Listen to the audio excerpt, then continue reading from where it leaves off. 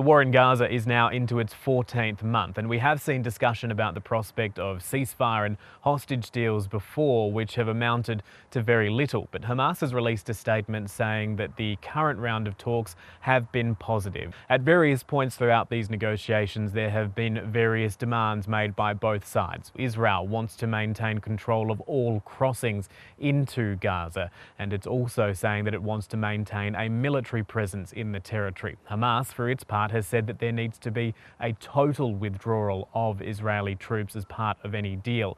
And it appears in this instance that Hamas may be the side willing to give some ground in these negotiations.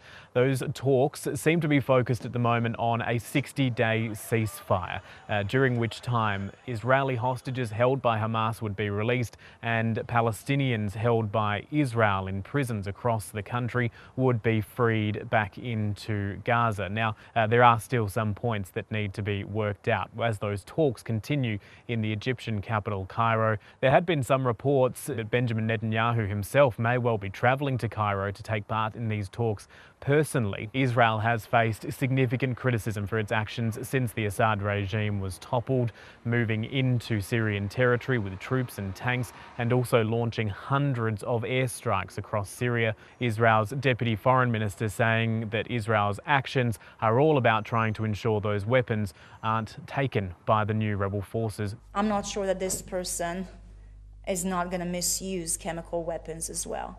Do you think it's safe to keep it there in his hand?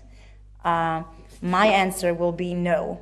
Iran, one of the major backers of Syria and one of the main enemies of Israel, has also been critical of Israel's actions in Syria. The supreme leader of the country saying that the consequences of Israel and the United States' actions aren't exactly what they are planning. With the actions taken in Syria and the atrocities committed by the Zionist regime and the US, as well as the support they are receiving from others, they thought the resistance had ended. They are heavily mistaken. Meanwhile, the atrocities of the former Syrian regime are still becoming clear, with a mass grave found in the south of the country. Investigations ongoing there. It shows just what a task the new Syrian government has to try to pull the country back from the brink, building the country in terms of infrastructure, but dealing with the deep trauma that stretches right throughout the Syrian community.